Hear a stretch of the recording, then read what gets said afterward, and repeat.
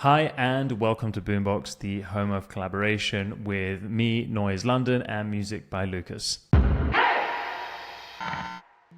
Yo, welcome everybody. We're really excited for today's podcast. We are going to be talking about, is your job in the music industry safe from AI, and can we work together for the better, like AI and humans, or should we be worried? Is it going to be something where, you need to start thinking about some other job to have on the side to be able to supplement your income, or do you have to give in to the robots? What's going to happen? So that's what we're going to talk about today, and I want to dive into different jobs that are in the music industry, like for example, producer, composer, A&R, engineer, artist manager, sync licensing, distribution, and what are the pros and cons? Does AI exist in that sector? Does it not? What would it look like? But first, before we crack on, please remember that these podcasts and this content wouldn't be possible without Boombox. Boombox is a platform for musicians to store, share, and synergize creativity. You can upload your files, leave timestamped comments and feedback, and now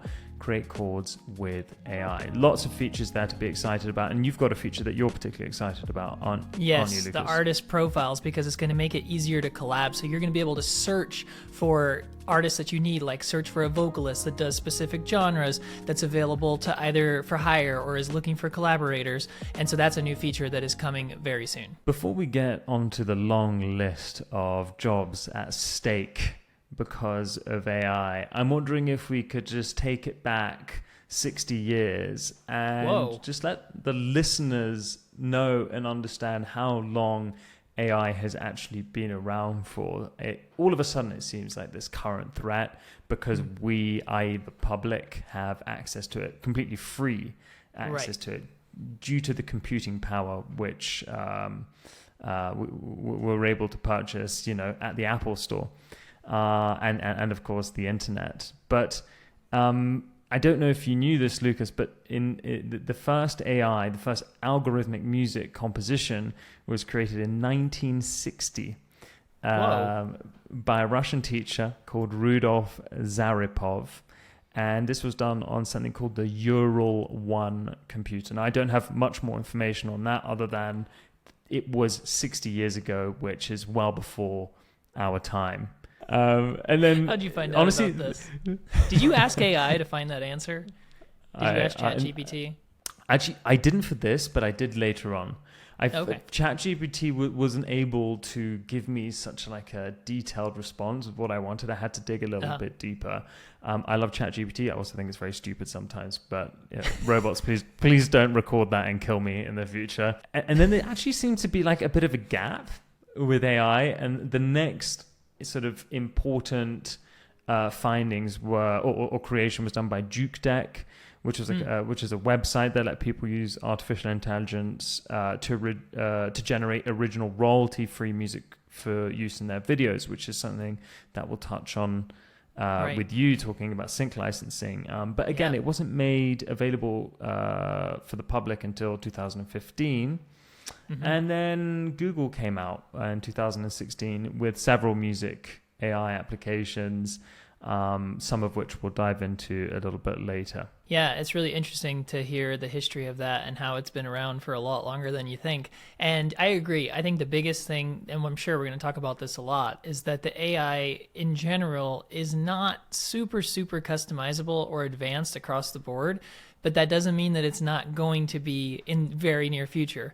So that's an interesting point to kind of talk about. But if we wanted to first dive into which jobs are going to be safe and which ones, just to go into that, I think the biggest one we should talk about, obviously, is producers, but that's very general because you have different types of producers. You have, of course, different genres, but you also have producers who either produce for themselves, like their own music that they're going to release, or produce for other people, whether that's ghost production or they're doing songwriting where they do get credited. And then, of course, you have, the hobbyist producer too. And so, it's kind of a broad conversation, but obviously there's a ton of tools that are out there right now for producers. And a lot of them are actually supposed to be built to assist and help producers. So you have, of course, chord generators like you were talking about. You have, lyrics that you can ask ChatGPT to create. You have, melody.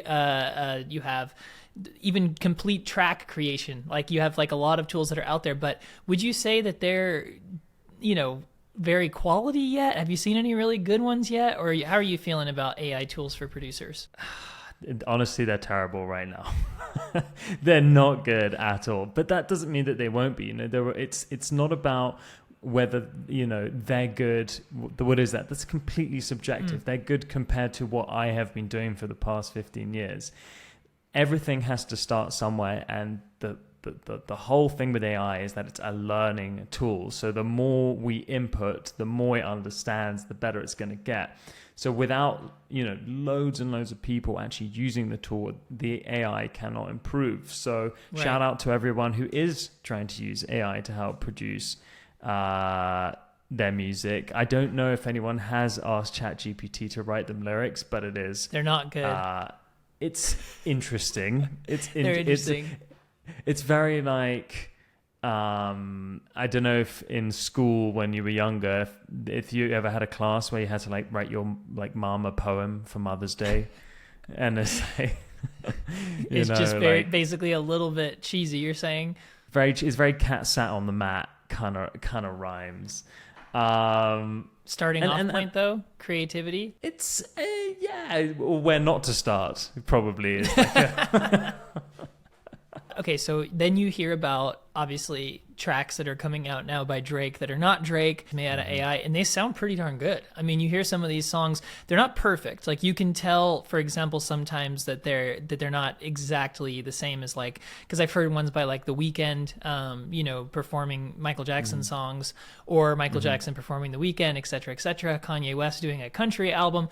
They sound pretty darn good, and they're very fun, but they're not necessarily at that level yet. But then you also hear about Paul McCartney is talking about how they're going to resurrect a Beatles track that was never finished because they never got John Lennon to finish it, obviously.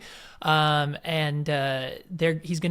actually involved in it. They're going to use AI to have finish John Lennon's performance, like finish the rest of the song. And then they're actually going to try to release it. So is that then more of like a promotional tool and like, him trying to make headlines? Or is that, something that artists will actually do to, because I could see like all of Tupac's songs being finished now. I could see there's probably tons of Michael Jackson records and other artists who either passed away or never finished songs who are going to have their songs finished now. So that could be something too. I'm going to go to the first part of your question, which I think is really interesting. The part about like Drake records being created by AI.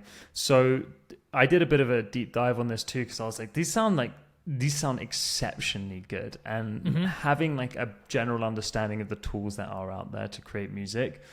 What I discovered with the Drake records that are being made by AI is at those records, it's not the entire thing, right? So the beat, I'm not sure where the beat comes from. I'm pretty sure the beat is human made.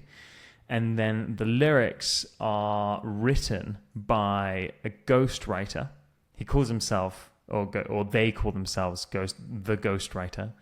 And that ghostwriter used to work for major record labels, and as a way to get back to them, started basically writing the lyrics and then putting them through a website, which I'm not sure if anyone knows, called Uberduck, which allows you to transform text into the voice of like any famous artist. I think you can do celebrities too, and then put that all together and actually, put the audio recording onto the beat, and then I probably did a bit of mixing or whatever. So there's still a lot of human input here. Lot of human input.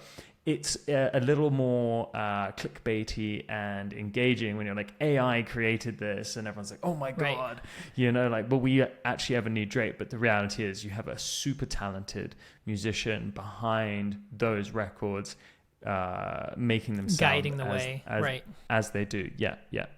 So another example of working with AI instead of, having AI work for you. Oh, totally.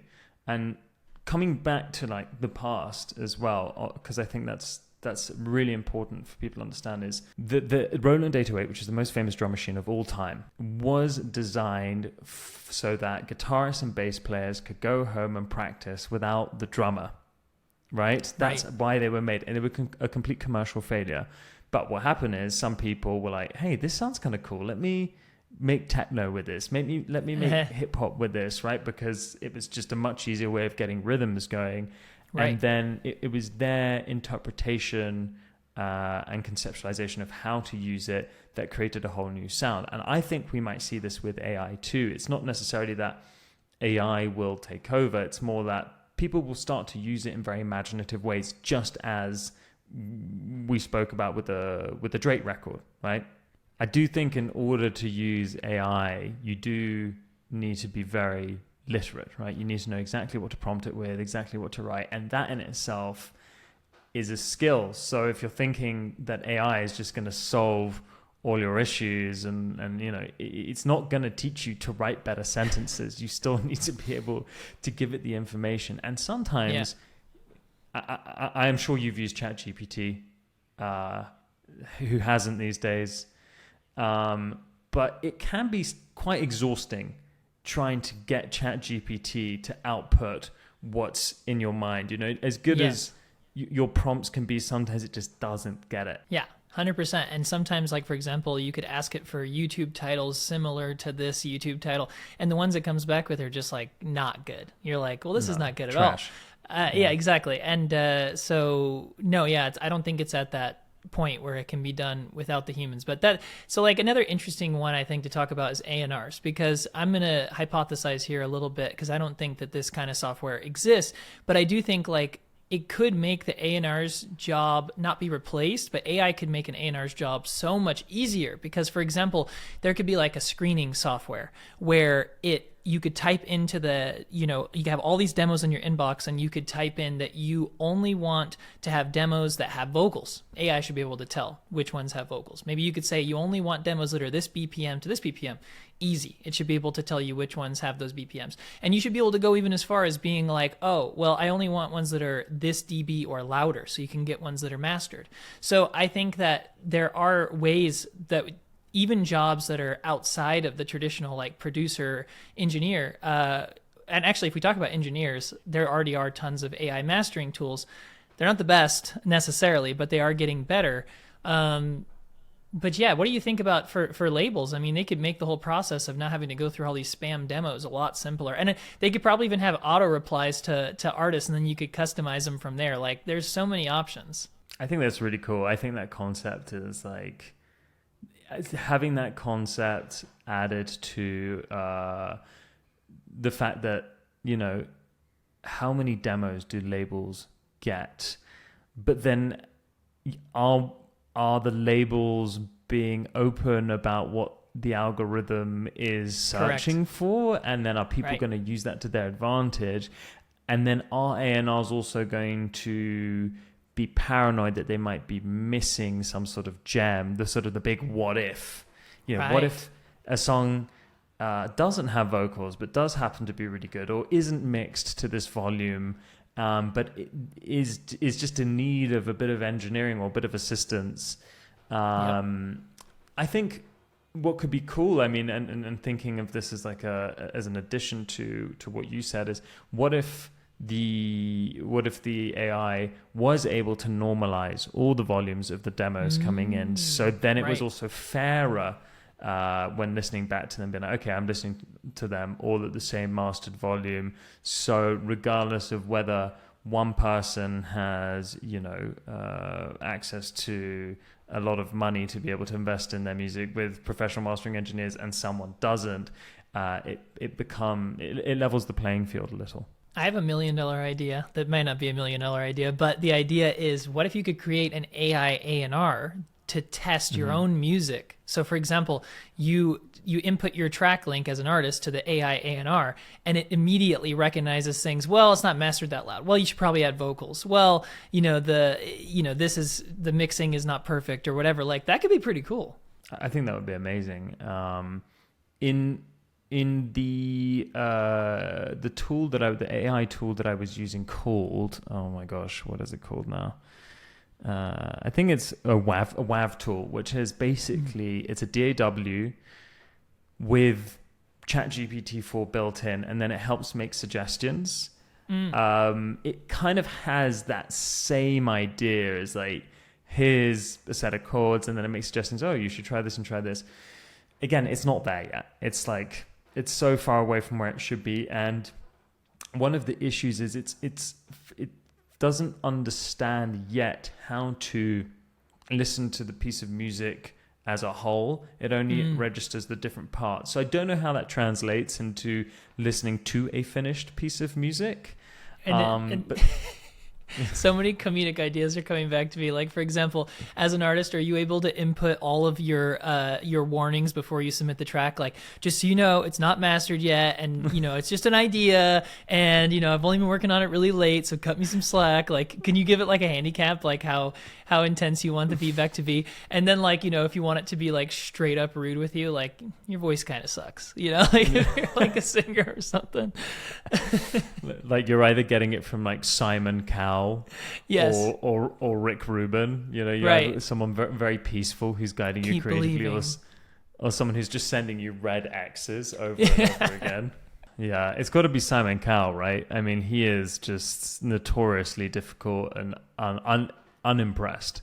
Exactly. And his seems kind of honest. Like, it's funny because some of the other shows, it seems like they almost try to hire a Simon Cowell type judge, and it seems a little forced, but he just seems genuinely terrible when he's and genuinely terrifying. Yes, exactly. Oh man. Lukas, what AI tools have you found most useful? Definitely ones where you can, like, for example, La La La or Moises, where you can remove, different types of parts from a track. Like if you're trying to do a remix or you're trying to do, that's a helpful tool, because it's hard sometimes if you want to find the vocal stem to a popular track to be able to find that online, and to have something that's going to be able to clean it up enough for you to make a quality remix matters.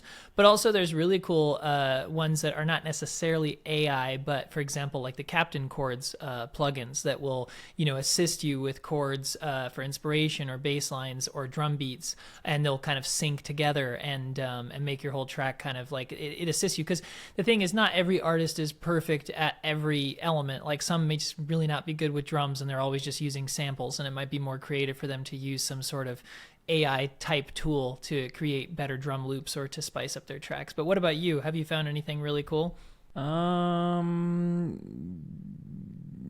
Yes and no. So I found one which is just like, I think you would really like, and it's not really anything to do with making music, but more to do with focusing. And it's called Brainfm. And basically you just input some very basic data. You answer like 3 questions, and then you decide if you want to focus, sleep, or something else. I can't remember what the third option is now. And the AI will generate music depending on the mood that you're wanting to tap into, so the focus or the sleep, and then it will sort of continuously do that on a loop, which I think is really smart, because in Spotify you have some songs like that help you focus. I listen to like Brain Waves, Concentration, you know what I'm talking about, right? Yeah. However, it doesn't last as long as I would want it to, so then all of a sudden you're interrupted by the next track, which might have nothing to do, right, which would help you break focus. So I think that's quite cool, and that in itself there's the pros and cons to it, right?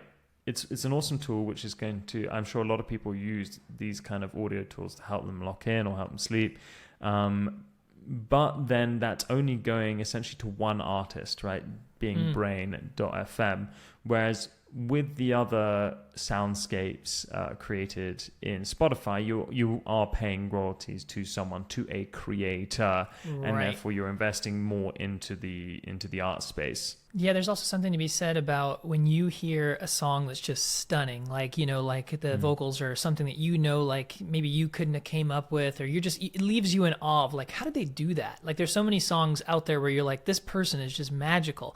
I feel like if you knew that an AI created that track, it would remove that illusion, and you would just be like, oh yeah, like it's not as because you can't compare yourself as a human to an AI, really, so it doesn't feel like the same playing field. So I don't think it would be as special. Do you think that sound designers should be worried? Because this is an interesting one, but I feel like a plugin that would be so incredible, or like an AI extension, would be if you were like on Serum and you have an init preset, and you could just type in, like you type on ChatGPT, make the lead like Brooks or whatever, make the lead like, whoever popular producer you like, and it does it. And then you can just type in more things, like, for example, make it beefier, make the distortion, more whatever, do an LFO effect. Now you don't have to be a sound designer at that point. You could just be anyone, and now you're creating sounds via prompts. And I don't know if something like this exists yet, but do you think something like that would